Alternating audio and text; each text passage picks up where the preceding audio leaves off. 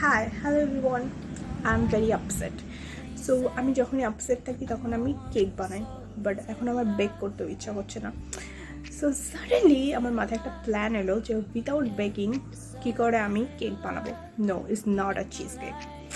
Late me show you and আস্তে আস্তে বুঝতে পেরেই যাবে যে আমি কী কেক বানাচ্ছি।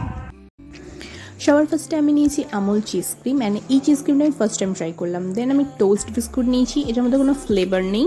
অ্যান্ড দেন হচ্ছে মিল্কমেড বা condense milk, whatever you want. Then হচ্ছে কফি। আমার জাস্ট এটা বানাতে এই কটা ইনগ্রিডিয়েন্টসই লাগবে।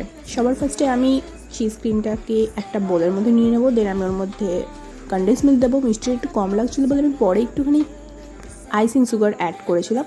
অ্যান্ড দেন আমি ওর মধ্যে অল্প একটু কফি দেবো, because I love coffee flavour. And then একটা জলের মধ্যে ঠিক এই রকমভাবে কফিটাকে গুলে নেবো, ঠিক এরকমভাবেই, ঠিক আছে। দেন আমি একটা নর্মাল টিফিন বক্স নিয়েছি, তোমরা যে কোনো একটা বক্স বা যে কোনো একটা বোল নিতে পারো। দেন আমি এরকম টোস্ট বিস্কুটটাকে কফিতে ডিপ করব আর এখানে এরকমভাবে সাজিয়ে দেবো।